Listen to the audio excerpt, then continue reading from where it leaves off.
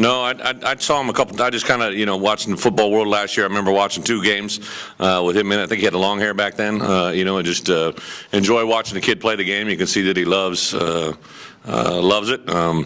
In a different kind of way, I think he has the same effect on his team that South Carolina with Shaw, just a guy that I think everybody trusts in and believes in and runs the offense very efficiently. So a tremendous challenge. He's got a lot of good players around him. Those 2 receivers, all the receivers are good, but obviously number 1 and 12 stand out.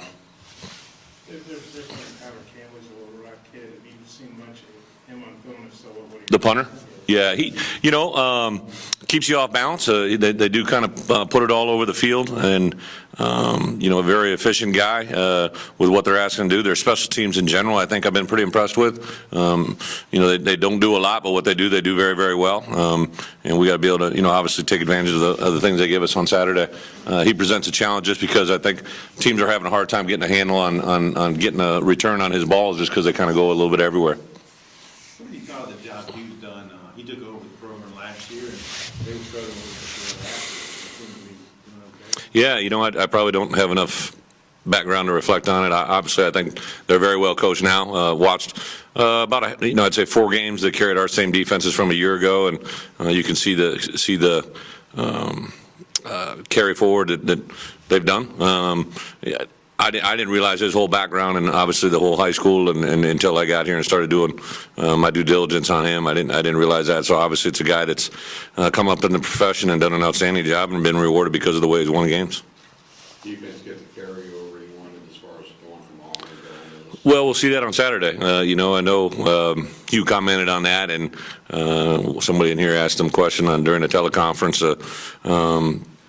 They share tempo. I don't think they really share a lot more than that. There are some carryover plays and all that goes into it, but they are an up-tempo team that runs some of the similar formations and similar plays in the running game. Passing game is a little bit different just because I think Bo can execute some things probably better than maybe the Auburn quarterback could. You said you kind of like early morning games, 11, 20 minutes kickoff. You have an hour bus ride before you even get there. How much does that pose a challenge? It is what it is.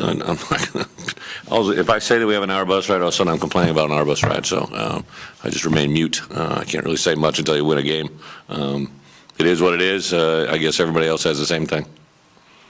Last week you were hoping to see more from D. Arthur, and you guys, I guess, were disappointed in practice. Was he better this week? Well, I wasn't. I really, when you see players play, I might have a push. I might be behind it a little bit, but I really let my position coaches kind of feel that baby out. And I know Michael Smith in particular just wasn't happy with his Wednesday and Thursday performance. And on the flip side of it, I always say to my coaches, if you're going to give me an answer, you better give me a solution.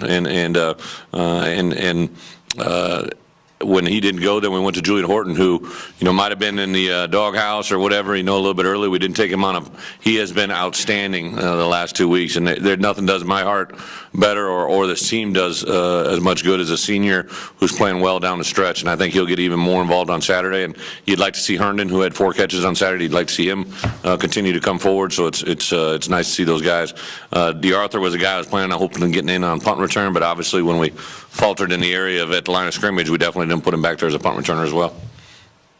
When you say this thing's getting close to popping, you're almost there. What on the field specifically do you think? Well, 3 things jump out to you. Our execution is just so much more crisp and detailed in all the phases that we're doing it, whether it's offense, defense, special teams. As I sit there as a head coach, I can just see there's less verbiage before the snap, which means the coaches aren't talking to them as much. I think the execution overall, whether it's a slant route, pick route, post route, it's just cleaner in everything that we're doing. There isn't a guy flopping free and destroying a play before it gets started. There isn't near as many whistles before the snap even happens, which means you got a pre-alignment issue. And the third thing is just all those little indicators that I always talk about: academic, social, and weight room behavior. All 3 of those add up into football, and they've all been arrows up. We've taken a number of bad grades that we had going, and we've almost reduced it by half. By bad grades, I mean D's and failing grades in our program. Starting another freshman with Brooks Ellis, just talk about what you've seen from him. When Chris Ash comes in here and says something good about somebody, he's not lying. Yeah, Brooksy, I think, has impressed me from day one. I like the way, I'm an old linebacker coach, so when I saw his film, I thought he was a very talented player. Randy and I remember early in fall camp, he and I were kind of just shooting the breeze between a practice, and both of us commented on how well he moved. It's just he moves like a linebacker should move, square shoulders. He has really good vision. He's got a very sudden burst. So that part was really, and I said he's going to start for us this year, and Randy and I both kind of agreed. And then he kind of hit a little bit of a lull. He had a lot of things going on, I think, and kind of righted the ship. I think as coaches we did a better job with him. And during that bye week we said, hey, let's make a move. Let's see how he handles that. And then again, I go back to a play last week. I believe it was on a Tuesday when a running back switched positions, and all four of those D linemen went up and patted him on the ass and just said, hey, great job, because he gets those guys aligned. Those guys can't see what's going on, so Brooksy's got to be the eyes and ears, and he does a really nice job of that. Fred, there's a lot of talk about Brooks, but your other linebackers have kind of moved Langham's back to maybe his better position. Absolutely. Bring some things to that. Yeah, And then Braden's Braylon had, a dozen tackles last week. I think, we just really were trying to find what three guys gave us the best opportunity. I wish I'd been a little bit stronger in pushing Brooks to get in there as we move forward. I really believe that, Jay Lake, if you just let him play his position and let things happen, he athletic will get in some plays. He may not be able to make all the right calls, all the right decisions, but he's a good role player. You put him into this role and just let him play, and he'll play it, I think, efficiently. And then Braylon, obviously, with the 12, we didn't plan on playing as much base defense last week as we did, and obviously the flip side of that, Braylon played extremely well and made a lot of plays. Martrell closer to helping you this week? He is. Martrell's had a good week, especially on special teams. Again, some of the things that were limiting him weren't necessarily on the field. They were, just accountability and all the things that we need to have. But I know no one's trying harder than him. Constant dialogue with him and his pops just to, try and understand how important everything is. And he it was kind of funny today too, during kick cover meetings. We were getting on one guy to run faster because Martrell was in front of him, and Coach Shannon referenced him that he was running a certain 40-yard dash time, and Martrell got all mad because he's like, he thought he could run faster than that. But just I think the kid's engaged and back into it again a little bit more. In regards to forcing turnovers, is that something you can put an emphasis on, or is it something that just kind of needs to happen? I mean, he can. If anybody puts more of an emphasis on it, I'd like to see it.